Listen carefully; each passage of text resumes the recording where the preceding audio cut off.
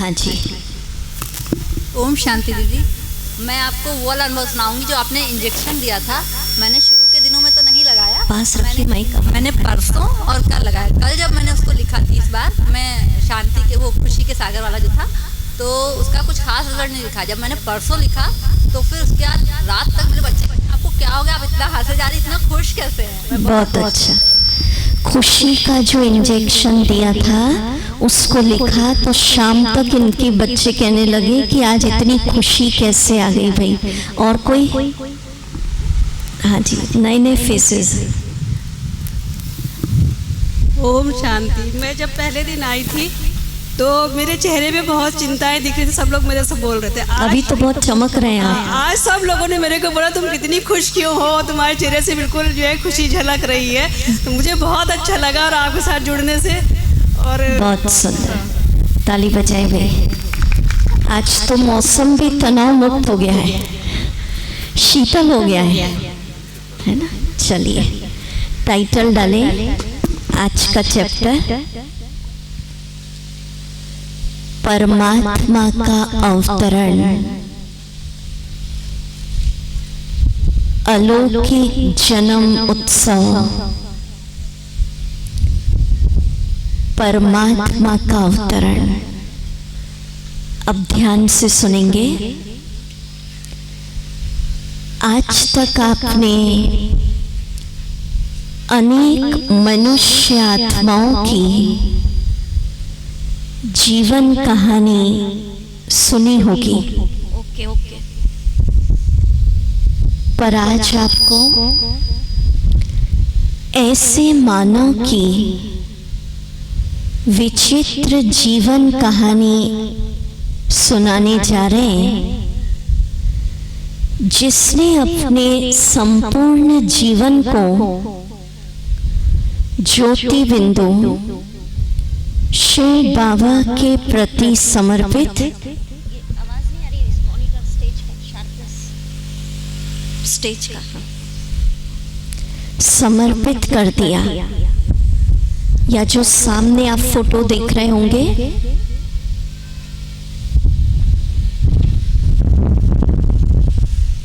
परमात्मा की महिमा में क्या गाते? तुम ही हो माता, पिता तुम ही हो, बंधु सखा, और भी बहुत सारी महिमा गाते हैं। तो जरूर उन्होंने इस सृष्टि पर कभी न कभी वो दिव्य कर्तव्य किए होंगे।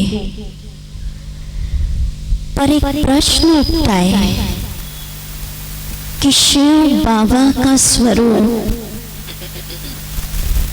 पॉइंट ऑफ लाइट है, ज्योति बिंदु। तो उन्होंने इस सृष्टि पर अपने कर्तव्य जिसके तन में प्रवेश होकर किए, वो डिवाइन इनकारनेशन,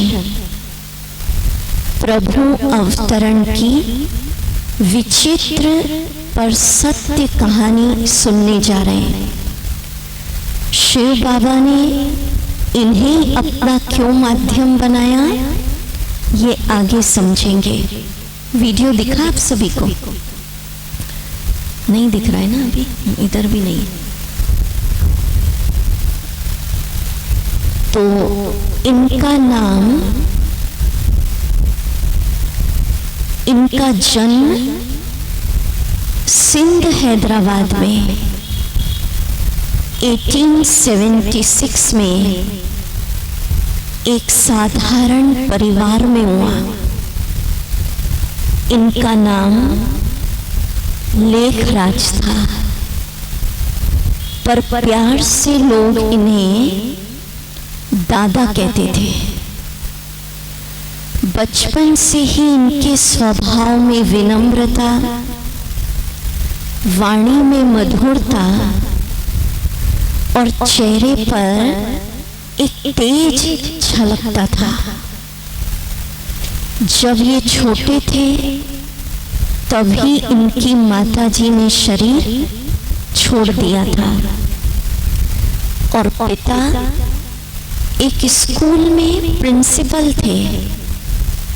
माना एक मिडिल क्लास फैमिली को ये बिलोंग करते थे।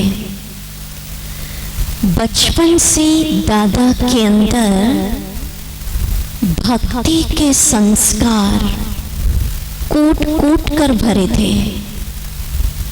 श्री नारायण के भक्त थे और हमेशा अपने पॉकेट में श्री नारायण का चित्र रखते। नियमित रूप से विदाउट एब्सेंट गीता पढ़ते, तीर्थ यात्राओं पर जाते, दान पुण्य व्रत, माना भक्ति बचपन से कूट कूट कर भरी थी। बचपन से दादा के अंदर सत्य की खोज थी कि कहीं से मुझे सत्य ज्ञान मिल जाए, और उस सत्य ज्ञान के लिए दादा ने अपने जीवन में 12 गुरु किए। कितने? 12। एक से नहीं सेटिस्फाई दूसरा, दूसरे से उत्तर नहीं मिला तीसरा, सत्य मिल जाए 12 गुरु। और ये गृहस्थी थे, सन्यासी नहीं, गृहस्थ जीवन था। जब ये अपनी थोड़ी यंग लाइफ में पहुंचे तो इनके पिताजी ने भी शरीर छोड़ दिया और ये अपने काका के साथ अनाज की दुकान पर काम करना शुरू किया। पर धीरे धीरे चमत्कारिक बुद्धि के कारण ये अनाज के व्यापारी से उठकर उस समय के प्रसिद्ध हीरे जवाहरात के लीडिंग बिजनेसमैन बन गए। इनका संपर्क उस समय के राजा महाराजाओं के साथ था। नेपाल के राजा, उदयपुर, बड़ौदा, माना इतने पॉपुलर बिजनेसमैन बन गए। पर उसके बाद भी इनका जीवन, हाव भाव, रहन सहन सात्विक, वही भक्ति भावना, ईगो नहीं आया, वही गरीबों के प्रति दया। और इनके संस्कार को देखकर लोग कहते थे कि शायद भगवान से भूल हो गई, राजापन के संस्कार तो आपने और हमें बना दिया। तो इस प्रकार का भक्ति भावना से भरा जीवन, सत्य ज्ञान की खोज लिए वाला जीवन दादा का था। विनम्र स्वभाव, मधुर बोल, चेहरे पर तेज। अब हम आपको 1936 की बात सुनाते, जब दादा के भौतिक शरीर की आयु 60 साल की हो गई। क्योंकि प्रभु अवतरण की तो बहुत बड़ी रियल कहानी है। ब्रह्मा कुमारी इसमें 2 बुक्स हैं, आप डिटेल चाहे तो उसको पढ़ सकते हैं। हम एक जस्ट रफ आउटलाइन सुना रहे हैं आज। तो 60 साल के ये हुए तो इनकी धर्म पत्नी ने कहा कि दादा, अब हमने बहुत धन कमा लिया, बच्चे भी सेट हो गए, क्यों ना वानप्रस्थ ले ले। पर दादा को बिजनेस का शौक बहुत था। इन्होंने कहा कुछ और बिजनेस कर ले। बाद में सोचेंगे। वानप्रस्थ भक्ति करते थे पर लीडिंग बिजनेसमैन थे, हीरे जवाहरात का प्रसिद्ध व्यापार उस समय के, और आज भी इनके नाम से कलकत्ते में दुकानें चलती हैं। लखीराज बाबू की पुरानी दुकान, अब आप सोचिए इतना पॉपुलर, परंतु परमात्मा की चाहना कुछ और थी। जब 60 वर्ष के हुए तो शाम के समय एक दिन बबुल नाथ के मंदिर में ये बैठे थे बॉम्बे में, और उस समय इनको श्री विष्णु चतुर्भुज वो दर्शन हुए। ये बहुत खुश हो गए। इनको लगा आज भक्ति का फल मिल गया, श्री विष्णु जी के दर्शन हो गए। तो ये दौड़े दौड़े गुरु जी के पास गए, पर गुरु जी के हाव भाव को देखकर दादा समझ गए कि ये दर्शन ये देहधारी गुरु की कृपा से नहीं हुए, परम सतगुरु की कृपा से हुए। तो उस दिन से लेकर दादा का ध्यान देहधारी गुरुओं से हटकर परम सतगुरु की तरफ चला गया। इस साक्षात्कार के बाद दादा घंटों एकांत में रहने लगे और भक्ति तेज कर दी, खोए खोए रहने लगे। फिर कुछ ही समय के पश्चात, ये कब की बात सुना रही हूँ, कौन सा ईयर किसको याद है? हाँ, 1936। उस समय इनको इस पुरानी पतित कलयुगी दुखमय संसार का महाविनाश, डिस्ट्रक्शन ऑफ कलयुग, ये साक्षात्कार हुआ।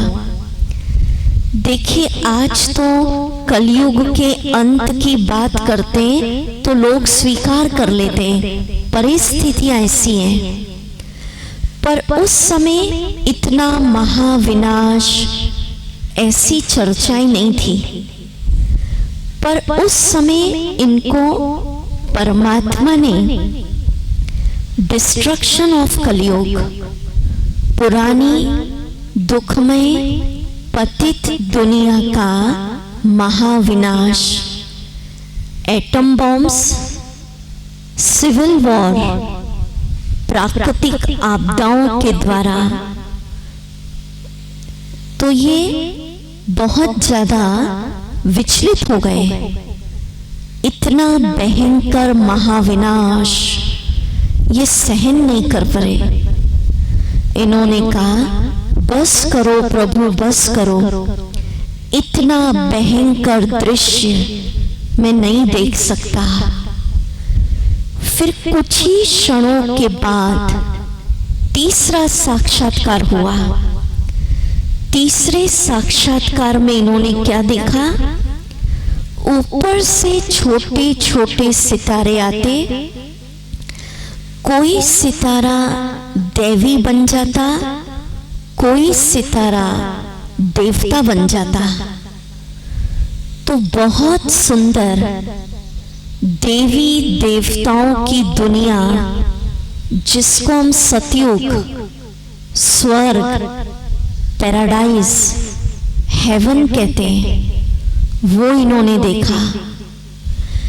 ऐसी दुनिया जहाँ चारों तरफ सुख, शांति, प्यार, खुशी है। तो इतनी सुंदर सुखमय स्वर्ग, देवी देवताओं की दुनिया देखकर दादा बहुत खुश हो गए। और ऊपर से एक आवाज आई। अब वो आवाज सुनिए कि दादा कुछ ही समय के पश्चात इस पुरानी पतित कलयुगी दुनिया का महाविनाश होने वाला है और इसी सृष्टि पर एक नई सृष्टि, देवी देवताओं वाली दुनिया, स्वर्ग, पैराडाइज, सुखमय संसार आने वाला है। और ऐसी दुनिया लाने के लिए परमात्मा तुम्हें अपने कर्तव्य का माध्यम बनाना चाहते हैं। तो दादा समझ नहीं पाए, वो तो बिजनेस करते थे हीरे जवाहरात का, कि आखिर ये सब मेरे जीवन में क्या चल रहा है, कौन बता रहा है कि पुरानी दुनिया का अंत होने वाला है, कौन कह रहा है नई दुनिया आने वाली है, कौन बता रहा है, कुछ समझ नहीं पा रहे थे। पर इन 3 साक्षात्कार के बाद दादा का ध्यान अपने हीरे जवाहरात के बिजनेस में नहीं लगा। सब तरफ से इन्होंने बिजनेस वाइंड अप कर लिया और ये घर पहुंचे। अब आप सुनेंगे इस विश्व नाटक में विचित्र किंतु संपूर्ण सत्य घटना 1936 में जो घटित हुई, जो ऐसी घटना दुनिया बेखबर है उससे, और आपके पुण्य फलीभूत हुए जो आपको वो एक सत्य समाचार सुनाने जा रहे हैं। तो ध्यान से सुने। 3 साक्षात्कार के बाद ये घर पहुंचे। 60 साल की आयु, बिजनेस समेट लिया।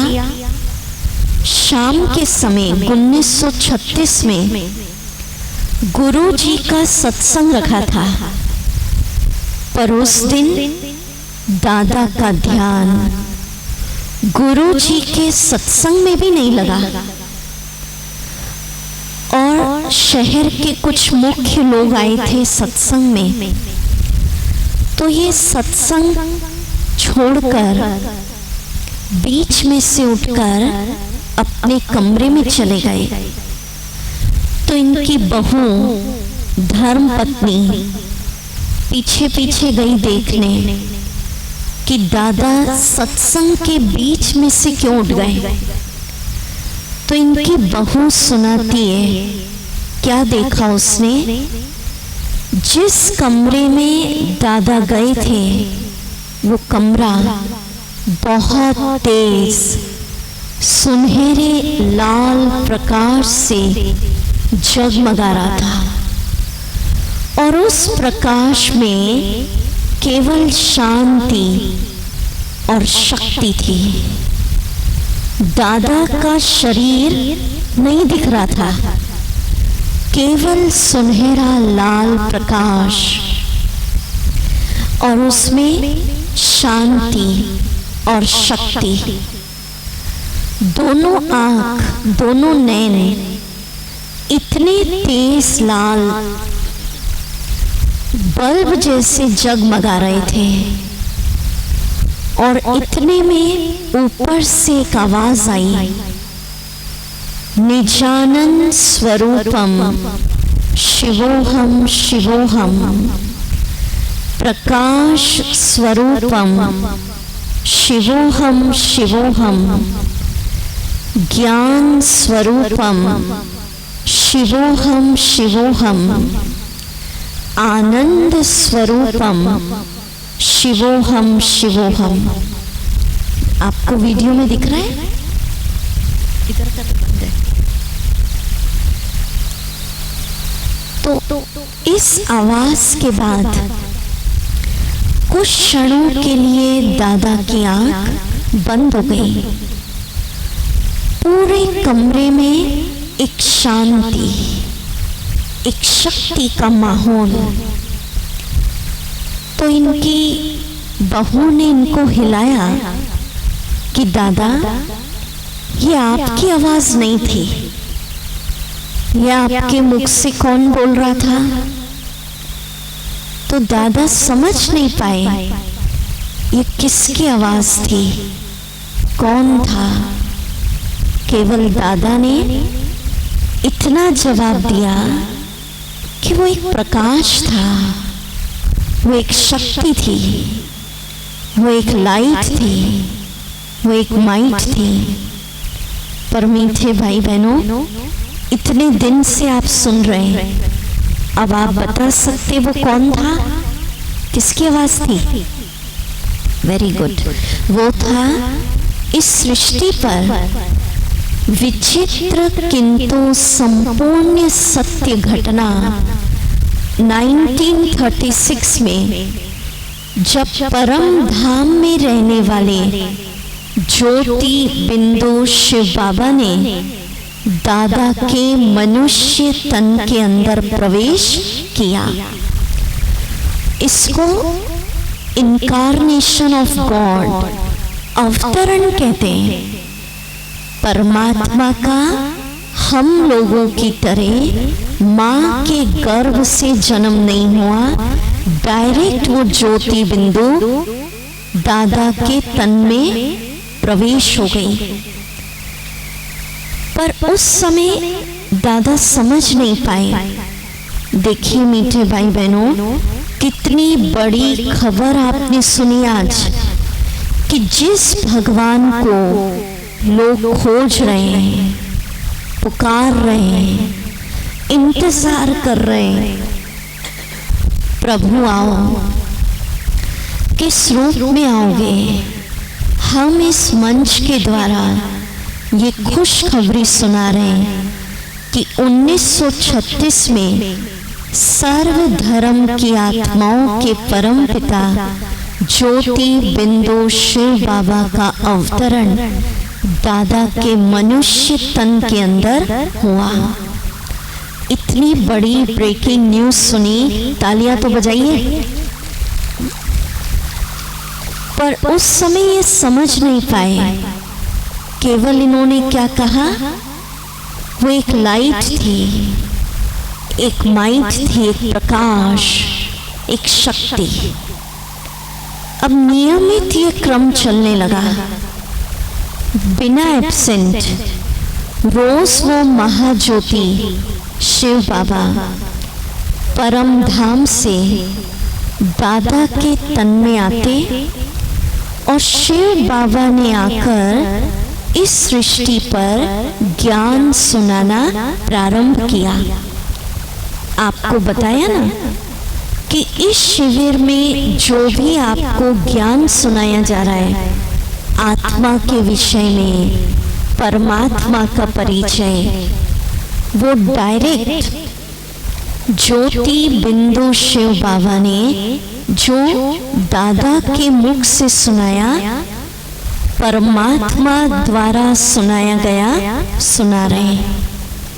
तो गहरा आत्मा का ज्ञान, संसार नाटक का ज्ञान, ऐसा ज्ञान शिव बाबा सुनाने लगे जो आज तक दुनिया में न लोगों ने किसी किताबों में पढ़ा, न किसी से मुख से सुना। क्योंकि भगवान भी आकर वही ज्ञान देने लगे जो दुनिया में पता है, तो फिर उसको आने की जरूरत ही नहीं है। तो जो ज्ञान शिव बाबा ने दादा के मुख से सुनाया, उसको आध्यात्मिक भाषा में हम कहते मुरली। क्यों मुरली कहते ना कि जब श्री कृष्ण मुरली बजाते थे तो गोप गोपियां सारा काम छोड़कर मुरली में मस्त हो जाते थे।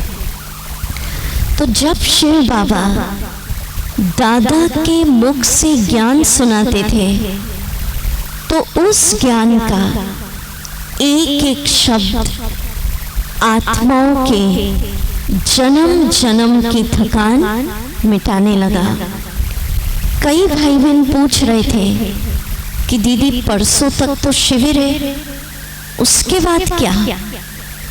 तो उसके बाद आप सभी का 15 दिन का एडवांस कोर्स और चलेगा। उसका समय, उसका स्थान लास्ट डे हम आपको बताएंगे। पर उस कोर्स को करने की क्या जरूरत, क्यों आगे और करूं, और क्या सुनाया जाएगा, वो लास्ट डे आपको क्लियर करेंगे। उस कोर्स में आपको डायरेक्ट शिव बाबा द्वारा सुनाया ज्ञान, भगवान के द्वारा दिया ज्ञान, मुरली सुनाई जाएगी। तो वो सब हम आपको लास्ट डे क्लियर करेंगे। पर 1936 से ये क्रम शुरू हो गया। विदाउट एब्सेंट शिव बाबा दादा के तन में आते, ज्ञान सुनाते, ज्ञान सुनाकर वापस परमधाम लौट जाते। इसको अवतरण कहते हैं कि परमानेंट शिव बाबा दादा के तन में नहीं बैठे, सिर्फ आया, ज्ञान सुनाया, दिव्य कर्तव्य किया और वापस गए। आना और जाना, इसको इनकारनेशन ऑफ गॉड। वैसे तो शिव बाबा ने बहुत सारे रहस्य दादा के मुख से सुनाए। वो समय प्रति समय मुरली में आप सुनेंगे। दो मुख्य रहस्य में आपको सुनाती, ध्यान से सुनेंगे। पहला, शिव बाबा ने इनको नाम दिया प्रजापिता ब्रह्मा। क्या नाम दिया? ब्रह्मा, प्रजापिता। क्यों ब्रह्मा? कहते हैं सृष्टि का क्रिएटर भगवान ने ब्रह्मा द्वारा सृष्टि रची। तो शिव बाबा, उनका आगमन क्यों हुआ? नई दुनिया, स्वर्ग, देवी देवताओं की सुखमय संसार रचने के लिए रचेगा शिव बाबा। पर जिसके तन में प्रवेश होकर रचेगा, उसको दिव्य नाम दिया प्रजापिता ब्रह्मा। तो ये हो गए दादा लेखराज से प्रजापिता ब्रह्मा। देखिए, बहुत विचित्र बातें आप सुन रहे हैं आज, पर किसको ये सारी बातें समझ में आती है? देखिए, लखनऊ तो छोड़िए, जानकीपुरम एरिया में कितनी आत्माएं हैं, कितनों को मैसेज दिया। उसमें से आप सब यहाँ बैठकर प्रभु के अवतरण का समाचार सुन रहे हैं। तो जिसके जन्म जन्म की भक्ति फलीभूत होती है, पुण्य जागृत होते हैं, उसको शिव बाबा के आने का समाचार, अवतरण का समाचार मिलता है। तो खुद के लिए तालियां बजाइए जो आज बैठकर यहाँ अवतरण के विषय में सुन रहे हैं। दूसरी मेन बात, शिव बाबा ने एक हॉस्टल खोला, यज्ञ रचा, उसको नाम दिया प्रजापिता ब्रह्मा कुमारी ईश्वरीय विश्वविद्यालय। कई भाई बहन पूछ रहे थे ये क्या है, कौन सा धर्म है, तो एक बैकग्राउंड सुना रहे, फिर मक्खन आज का लास्ट में निकलेगा। तो उस समय इस यज्ञ में, इसको हम क्या कहते हैं? शिव बाबा के द्वारा रचा यज्ञ, भगवान के द्वारा रचा ईश्वरीय विश्वविद्यालय। तो 1936 में इस ईश्वरीय विश्वविद्यालय की स्थापना निराकार ज्योति बिंदु शिव बाबा द्वारा हुई। कई पूछते हैं कि दीदी इसका स्थापक कौन? तो कोई भी देहधारी गुरु देवी देवता उसकी शक्ति नहीं है। इस ईश्वरीय विश्वविद्यालय की जड़ों में ज्योति बिंदु सर्वशक्तिवान की शक्तियां काम कर रही हैं। तो देखिए, नाम स्पष्ट कर रही हूं। तो उस समय इस ईश्वरीय विश्वविद्यालय में भगवान बाबा शिव बाबा के द्वारा रचे यज्ञ में 300 के लगभग बच्चे आए थे पूरे भारत से पढ़ने के लिए। आध्यात्मिक शिक्षा भी ली और लौकिक जगत की शिक्षा भी ली। आज भी बच्चे हैं, सब बड़े हो गए, कोई 80 साल, कोई 90। उस समय आए थे कोई 8 साल, कोई 9 साल, आज सीनियर हो गए। हम उन्हें इस ईश्वरीय विश्वविद्यालय की दादिया दादा कहते हैं। कईयों ने तो देह भी त्याग दिया।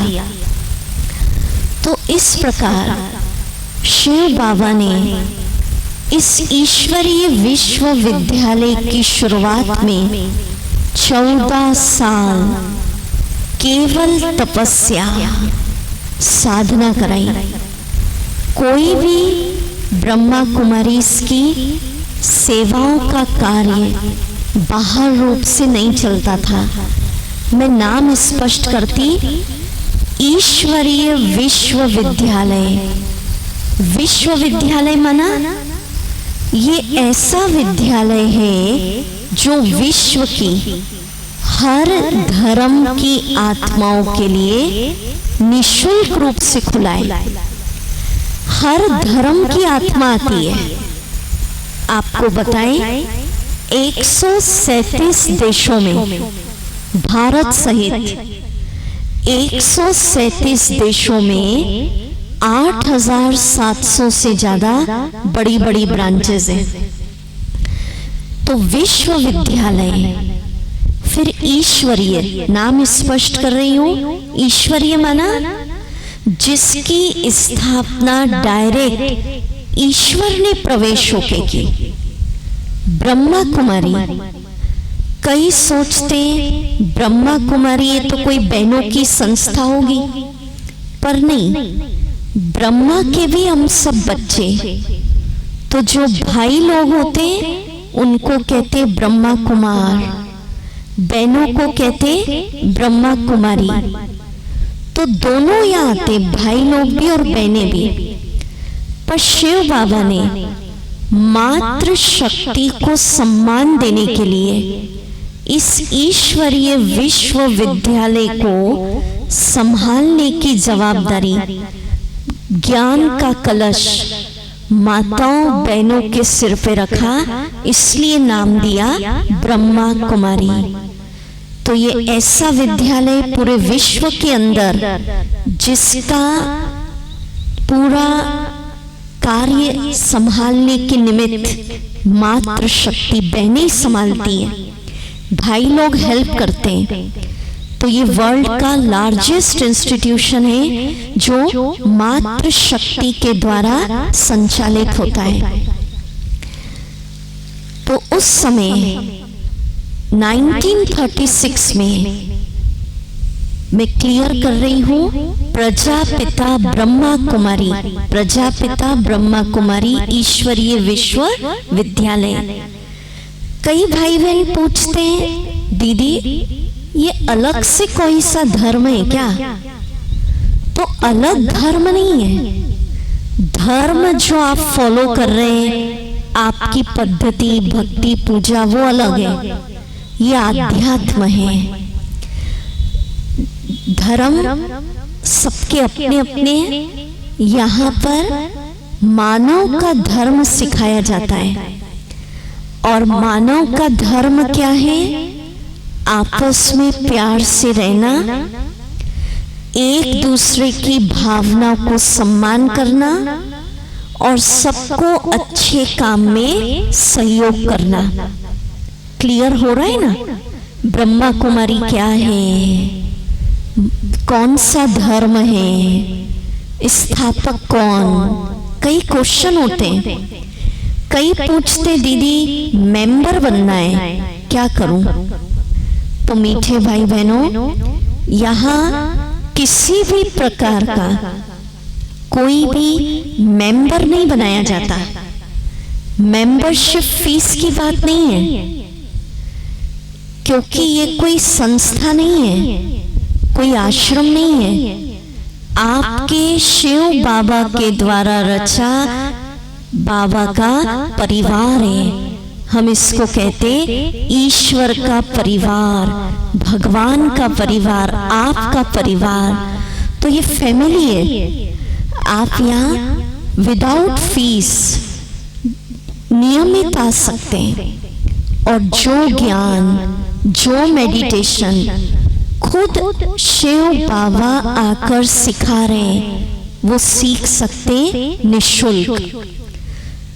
तो कोई मेंबरशिप फीस नहीं। दूसरा, कई पूछते हमको भी वाइट पहनना है क्या? कई ऐसे मिले हम लोग को, तो बोले वाइट ड्रेस में आना है क्या शिविर में भी? तो वाइट ये सिर्फ हम लोगों के लिए कंपलसरी यूनिफॉर्म है, जो हम 20-25 हजार बहनें समर्पित हैं।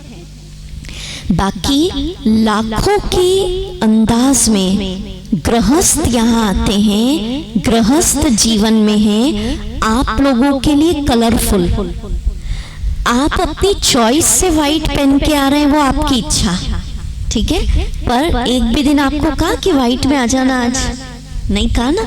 तो लाखों भाई बहन कलरफुल ड्रेस में आते हैं, गृहस्थ जीवन में हैं, अपना काम करते, सिर्फ 1 घंटा यहाँ आते हैं।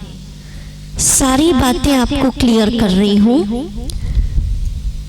जो इनको नाम दिया प्रजापिता ब्रह्मा, तो यज्ञ में रहने वाले बच्चे प्यार से इन्हें कहने लगे ब्रह्मा बाबा। क्यों बाबा?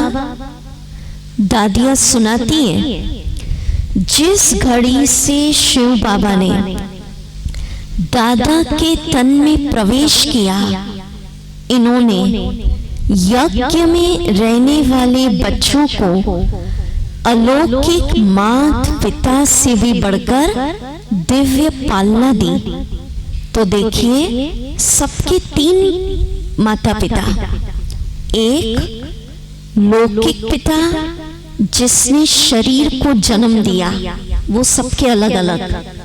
दूसरा आत्मा के पिता, पारलौकिक पिता, वो कौन हो गए? शिव बाबा। तीसरा अलौकिक पिता, डिवाइन फादर, भगवान के रचे यज्ञ का पिता, भगवान ने जिसको माध्यम बनाया अपने कर्तव्य का, वो पिता प्रजापिता ब्रह्मा बाबा। तो ये कौन हो गए? दादा लेखराज से प्रजापिता ब्रह्मा बाबा।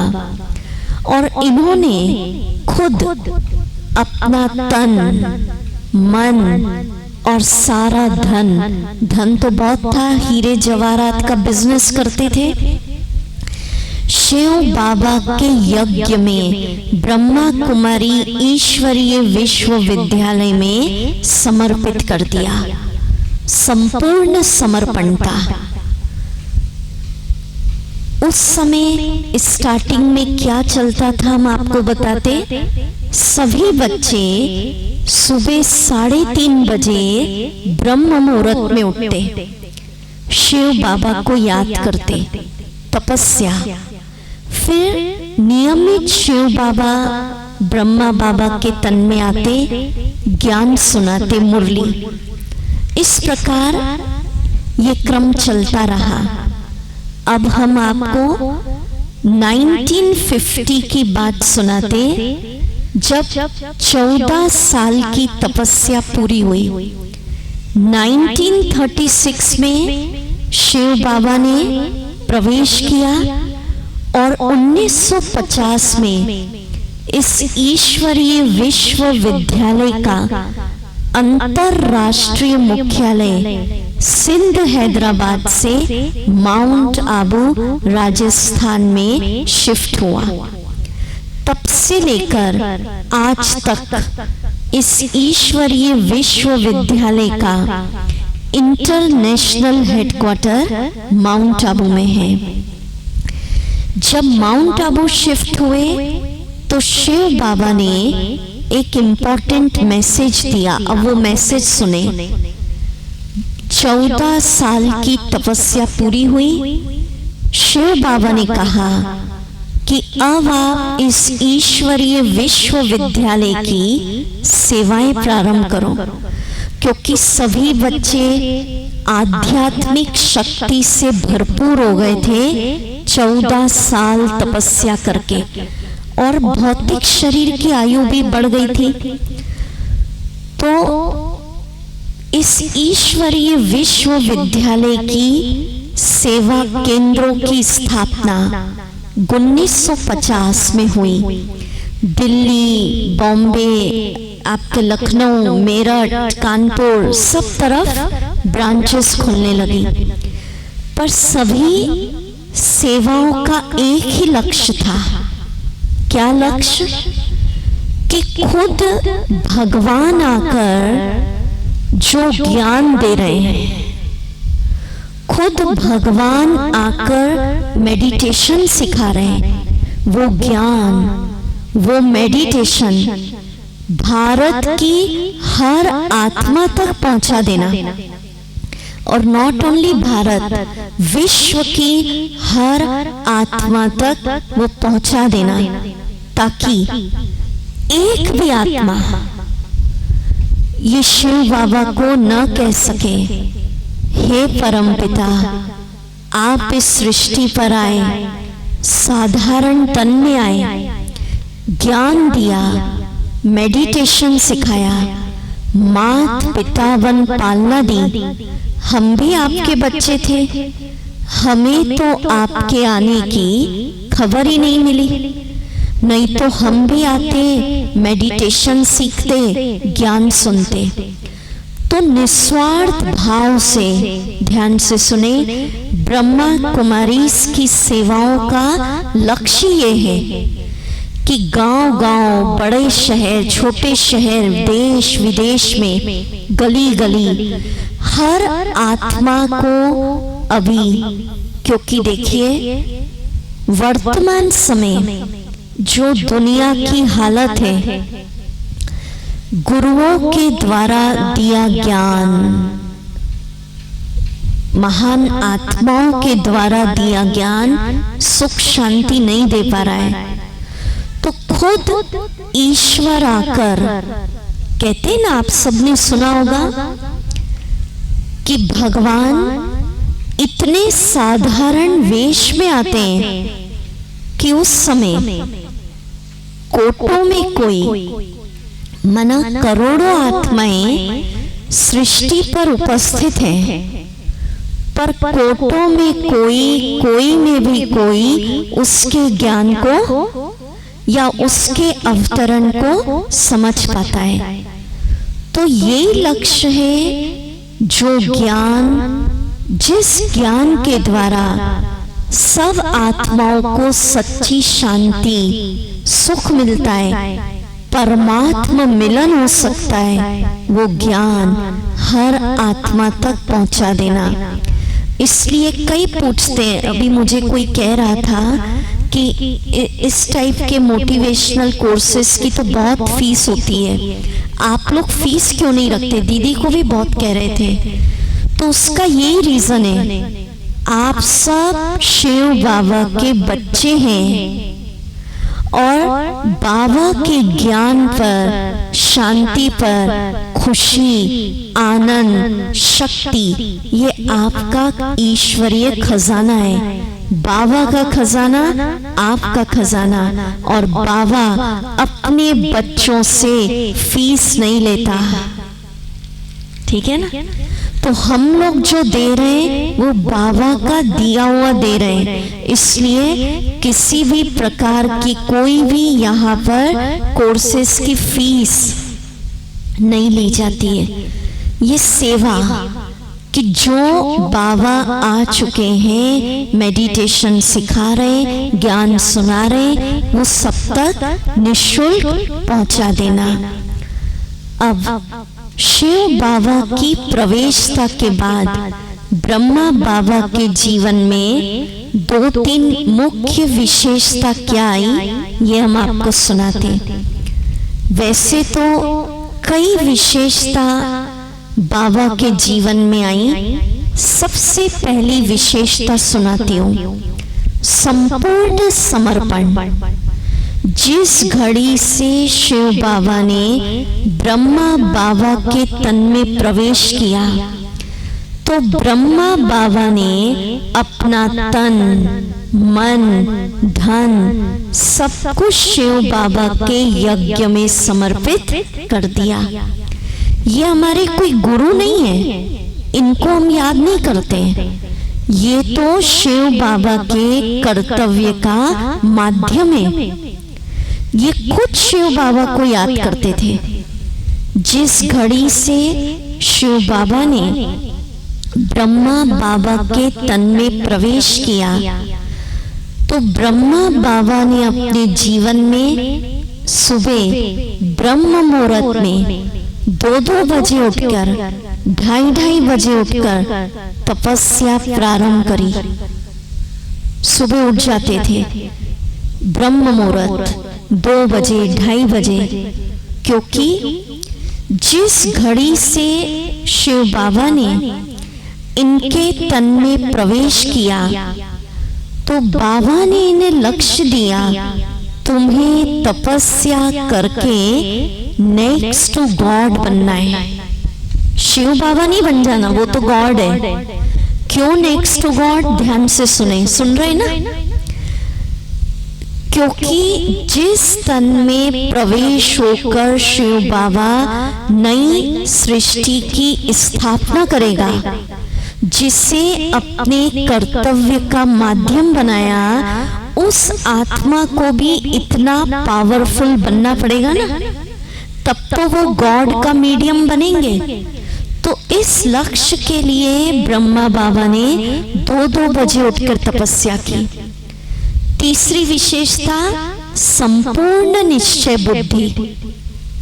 यज्ञ की स्थापना में, सेवाओं के विस्तार में जो ब्रांचेस खुली ब्रह्मा कुमारीज की, देश विदेश में कई विघ्न भी आए, पर ब्रह्मा बाबा को निश्चय था काम शिव बाबा का है, मैं तो ट्रस्टी हूं। सत्य की नाव हिल डुल सकती है लेकिन डूब नहीं सकती। तो निश्चय बुद्धि, फुल तपस्या।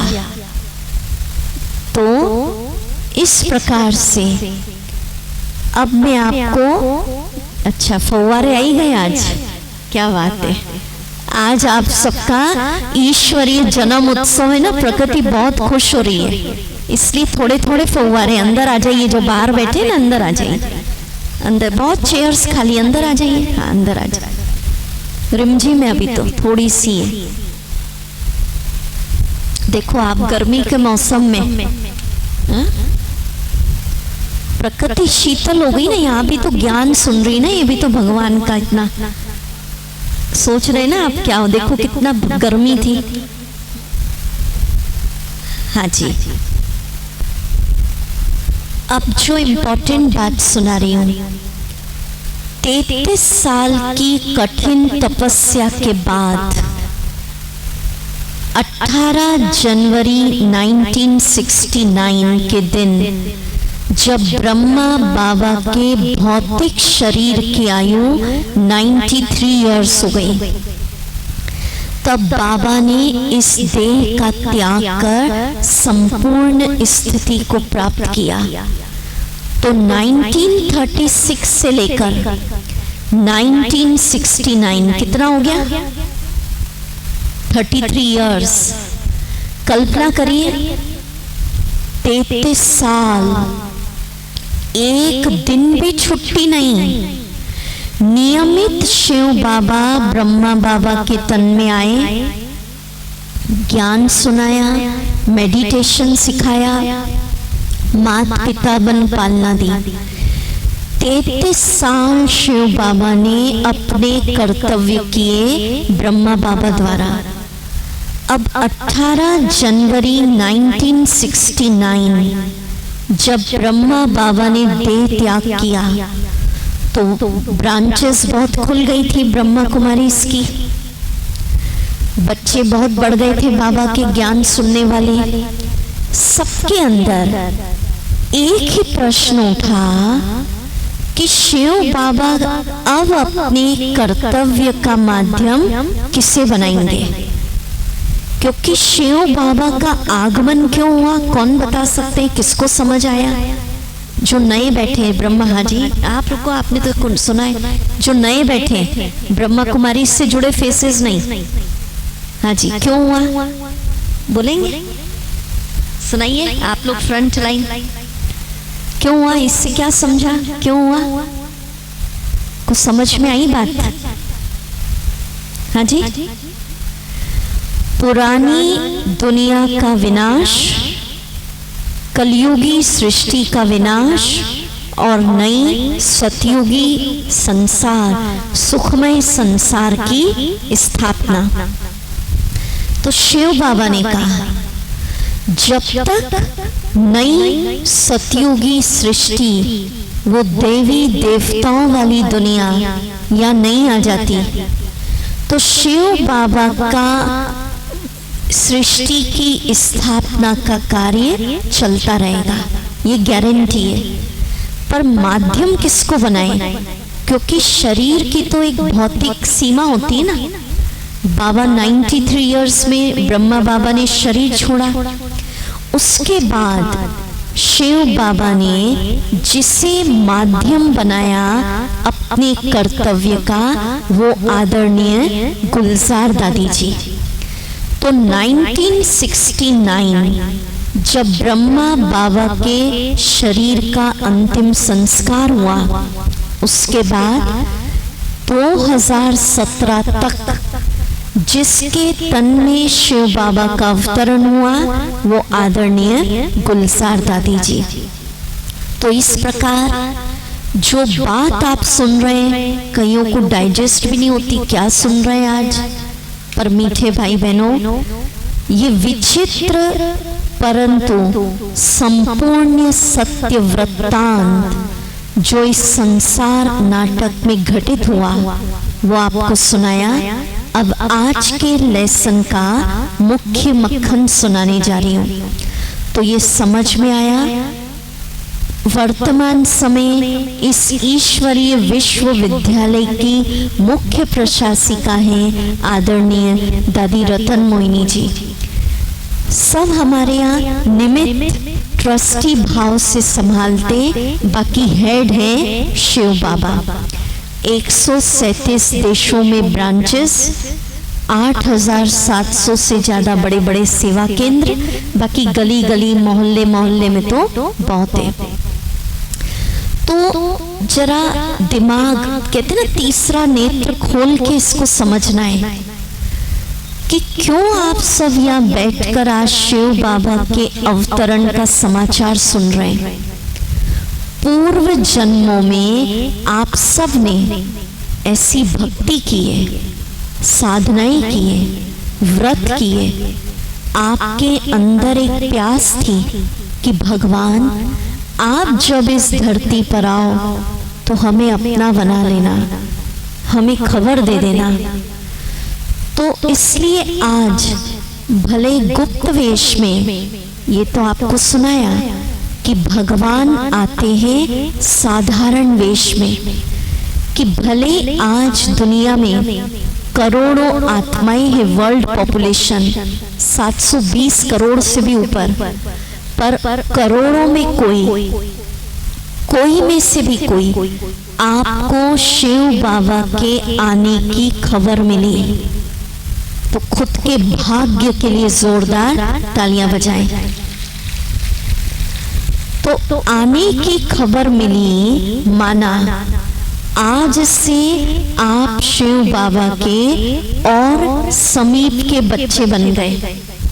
बच्चे तो पहले ही थे, आज तो शिव बाबा ने आपको अपनी गोद में लेकर ईश्वरीय जन्म दे दिया। आप सबका डिवाइन बर्थ हुआ है। शिव बाबा के आने की खबर मिली। होलसेल बजा दीजिएगा, आपको टाइम दे देंगे अभी। अच्छा, एक बार बजा ही दीजिए पहले खुल के, ठीक है? अच्छा, आप सुनिए। ये बर्थ हुआ ना, देखो श्री कृष्ण का जन्म हुआ तो कितनी बारिश दिखाते हैं, है ना? तो आप सबका आज क्या हुआ है? Divine birth. तो प्रकृति भी बहुत खुश हो रही है। देखिए, शिव बाबा के आने की खबर मिली, माना ये कोई संस्था, कोई आश्रम ऐसा नहीं है। आपके शिव बाबा के द्वारा रचा एक यज्ञ है। शिव बाबा के द्वारा रचा एक परिवार है। तो देखिए, किसी का जन्मते ही गुरु की गोद मिल जाए तो कहते ना बहुत भाग्यवान है।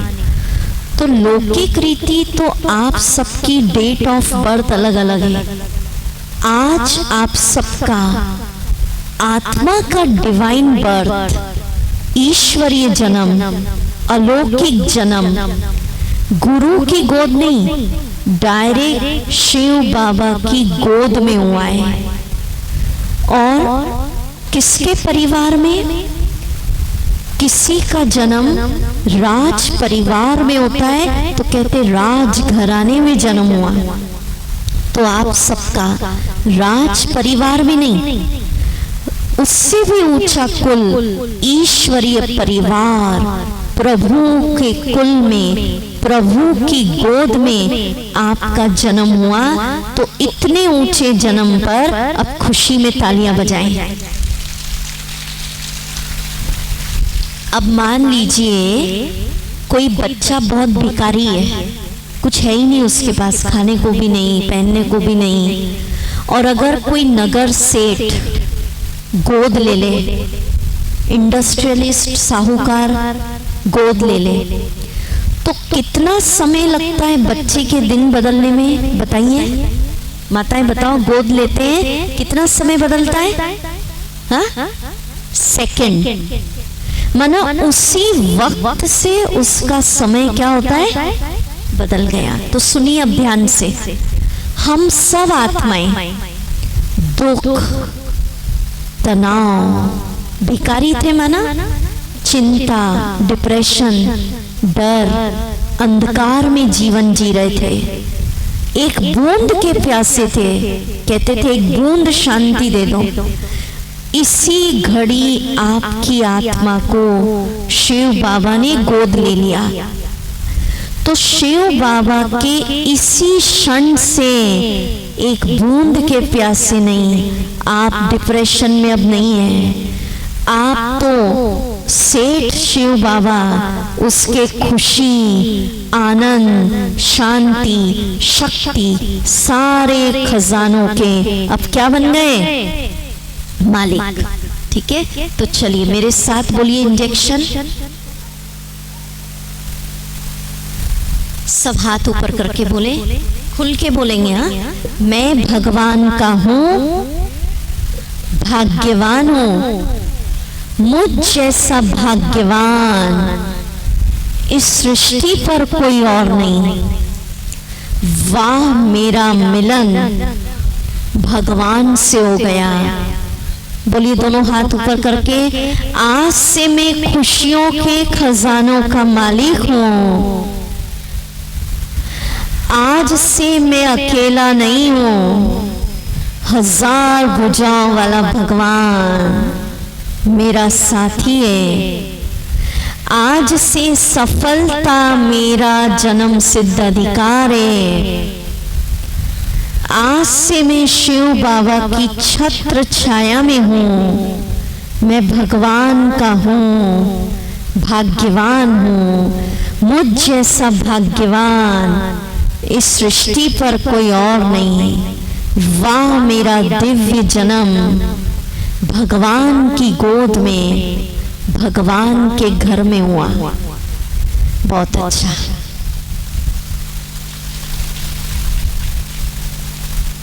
तो ये आप सबका कौन सा जन्म है? अलौकिक, दिव्य। बाबा ने गोद में लिया। आज की डेट याद रखिएगा। लखनऊ में तो हम 6-7 बार आ गए, कैंप हो गया। जानकीपुरम एरिया में 3rd बार, तो 2 बार भी हुआ। उससे भी दोनों बार हमारा मई में ही आना हुआ था। तो उससे भी जो आत्माएं निकली उनका भी जन्मदिन आज तक दीदी मनाते हैं। तो आप सबका भी अलौकिक जन्म। आज कौन सी डेट है? 11 मई, ध्यान रखिएगा। और पहले के भी 2 बैठे होंगे जिन्होंने जन्म लिया है। क्या हाथ उठा करो जिन्होंने पहले शिविर, देखो ये पहले वाले खड़े होंगे जरा, ये 2 शिविर वाले खड़े हो। आप सबका भी मई में ही था ना जन्म? अच्छा, इनके लिए जोरदार तालियां बजाएं। तो दीदी आज तक भी मनाते हैं इनका। आप सबका भी ऐसे अब तीनों सेशन, तीनों बैच का इकट्ठे, ठीक है। अब आज मैं आपको एक बहुत अलग होमवर्क दे रही हूँ। अभी तक होमवर्क किया नहीं किया कोई बात नहीं, आज सबको करना है। करेंगे क्या? होमवर्क सुनिए। नए जन्म की वेला पर आपको आज शिव बाबा के नाम चिट्ठी लिखनी है, लेटर। व्हाट्सएप नहीं जाएगा, फेसबुक नहीं, ईमेल नहीं, कलम चलानी पड़ेगी। चिट्ठी में क्या लिखना? जैसे दोस्त मिलता है पुराना, सारा हाल सुना देते हैं, ये हुआ मेरे जीवन में, ये हुआ। तो आज शिव बाबा की गोद में आप आए हैं। बचपन से लेकर अभी तक आपकी लाइफ में अच्छा बुरा जो जो हुआ, बाबा को, परम पिता को एज अ फ्रेंड या माता पिता के रूप में सब लिख दीजिएगा। कोई नहीं पढ़ेगा, आपके और शिव बाबा के बीच प्राइवेट रहेगा। पूरी स्लेट क्लीन, भले ही 1-2 घंटा साइलेंस में बैठकर आज लिखिएगा। और क्या क्या लिखना चिट्ठी में बता रही हूँ, फिर पूछते क्या लिखूं। दूसरा, कोई गलतियां आपकी जिंदगी में हो गई हैं जो आपके मन को खाई जा रही है, आज ईश्वरीय जन्म की वेला पर गलतियों को लिख दीजिएगा। शिव बाबा नए जन्म की वेला पर आपकी गलतियों को क्षमा दान देंगे और आप नई जिंदगी, ईश्वरीय खुशनुमा जिंदगी की शुरुआत कर सकेंगे। गलतियां लिखना। तीसरा, वर्तमान समय कोई तनाव चल रहा है, मन पर बोझ है, कोई समस्या, कोई दुख, वो भी बाबा को लिख देना। मना मेरे जीवन की नैया किसके हवाले? बाबा के। अब प्रश्न उठता है चिट्ठी डालूं कहाँ? तो लेटर बॉक्स कहाँ है भाई? दिखाएंगे थोड़ा। आज शाम के समय 6 से 8 के बीच ब्रह्मा कुमारी जानकीपुरम में जो ब्रांच है, एक्यूरेट एड्रेस इस पे भी लिखा है आपके कार्ड पे, और दीदी भी अनाउंस कर देंगी, है ना। तो शाम को 6 से 8 के बीच पूरा 2 घंटा नहीं बैठना है, 10 मिनट 15 मिनट। बहुत सुंदर मेडिटेशन हॉल है, मेडिटेशन रूम, बाबा का कमरा। लेटर बॉक्स दिखाएं, इसमें लिखा है लेटर फॉर गॉड, बाबा के लिए पत्र, लेटर टू गॉड, ऐसे ऊपर करके दिखा रही, ठीक है। तो इसके अंदर आज आपको अपना पत्र बाबा को समर्पित करना है। यहां नहीं आना है, कहां पे? मेडिटेशन रूम के ऐसे वाइब्रेशन है, आप वहां बैठेंगे और आपको लगेगा सारा तनाव, डर बाबा ने ले लिया और एक नया जीवन, आत्मविश्वास, उमंग, उत्साह वाला जीवन बाबा ने आपको दे दिया। तो कैसे आना? ऐसा नहीं आए चिट्ठी डाली और चले गए। कई लोग क्या होता, हंसी की बात सुनो, 5-7 चिट्ठियां कलेक्ट करके लाते हैं, दीदी उसने भी दी, उसने भी दी, उसने भी दी और डाल। ऐसा नहीं है, खुद को आना है, बाबा के कमरे में वहां बैठना है, मेडिटेशन रूम। जो चिट्ठी में लिखा है दिल से बाबा को सुनाना है और फिर बाबा को डालना है। 15 मिनट वहां बैठिएगा। नया जन्म हुआ, आप सबको बाबा के घर मुख भी मीठा कराया जाएगा, प्रसाद दिया जाएगा। आने का समय शाम 6 से 8। तो आज आपका बाबा के घर में स्वागत है, आप आएंगे। जिसको व्यक्तिगत कोई प्रश्न पूछना है, क्योंकि इस समय तो नहीं पूछ सकते, इतने लोग होते हैं, एक एक को मिल भी नहीं पाते। कोई कंफ्यूजन है, कोई समस्या है, हम भी मिलेंगे, हमारी दीदियां बहनें भी रहेंगी। कुछ बात नहीं समझ में आई, कंफ्यूजन है, आप पर्सनली मिल सकते हैं शाम को और समाधान ले सकते हैं। शाम 6 से 8। अच्छा, अभी हम बहुत सुंदर मेडिटेशन की तरफ चलेंगे। उसके बाद आप सबका ईश्वरीय जन्म उत्सव मनाया जाएगा। आज के उत्सव का रोम आनंदित जो करना चाहते हैं वो हाथ उठाएं। बहुत अच्छा। तो जब तक स्टेज से ओम शांति न कहे कोई भी उठेगा नहीं। कल का लेसन अनाउंस कर रही हूँ। कल मनाया जाएगा महाविजय उत्सव। कौन सा उत्सव? Festival of grand victory. ये जो 9 दिन का हैप्पीनेस प्रोग्राम चल रहा है, अलविदा तनाव, कल है इसका मोस्ट इम्पॉर्टेंट लेसन। मुझे अपनी लाइफ में आगे क्या करना है, लाइफ स्टाइल कैसी रखना, वो कल सब बताएंगे। संसार नाटक का ज्ञान, मनुष्य जीवन का लक्ष्य, वो कल का विषय। ठीक है, तो अभी हम डीप मेडिटेशन की तरफ चलते। शाम 6 से 8 आपका स्वागत है बाबा के घर में पत्र डालने। चलिए, अभी जन्म, इतना ऊंचा जन्म हुआ है, ईश्वरीय गोद, ईश्वरीय परिवार, उसकी खुशी स्वर्ग के देवी देवताओं तक भी पहुंच गई। उनको भी आज खबर मिली कि लखनऊ की जानकीपुरम भूमि पर कुछ महान आत्माओं का जन्म ईश्वरीय परिवार में हुआ। तो इतने ऊंचे गोद में जन्म लेने की खुशी में, शिव बाबा के परिवार में आने की खुशी में, स्वर्ग के देवी देवताएं जन्म उत्सव घंटियों के साथ आप सबको आशीर्वाद देने आ रहे हैं, ब्लेसिंग्स देने आ रहे हैं। जोरदार तालियों से उनका स्वागत करें। जन्म उत्सव घंटी देवी देवताओं का स्वागत।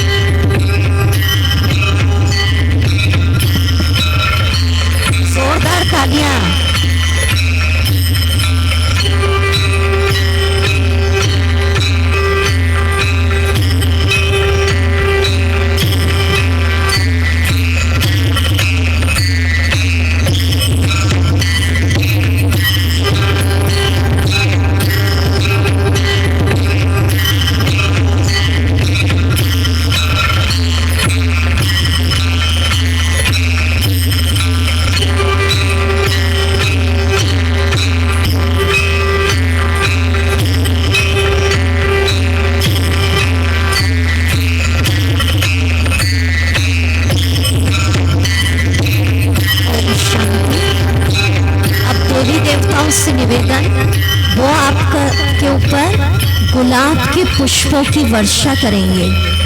जब पुष्प बरसे तो सोचिएगा फूल नहीं बरस रहे, बाबा अपना प्यार बरसा रहे।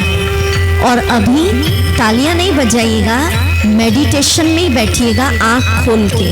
और जो गीत बज रहा है बहुत प्यारा, वो गीत सुनेंगे। खुशियों से भर दी जिंदगी हमारी। देवी देवताओं से निवेदन, पुष्प वर्षा प्रारंभ करेंगे। से भर दी जिंदगी हमारी, खुशियों से भर दी जिंदगी हमारी। आपकी बलिहारी प्रभु, आपकी बलिहारी, आश पूरी कर दी आपने हमारी, आश पूरी कर दी आपने हमारी। आपके आभारी हम, आपके आभारी, खुशियों से भर दी जिंदगी हमारी।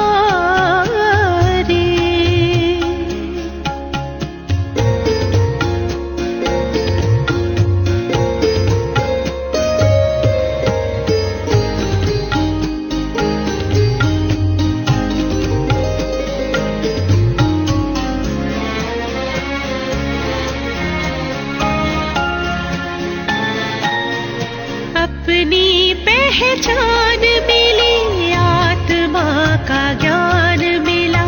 अपनी पहचान मिली, आत्मा का ज्ञान मिला। पिंजरे के पंछी को खुला आसमान मिला। पिंजरे के पंछी को खुला आसमान मिला, खुला आसमान मिला। बेहद गगन में नजर अब हमारी,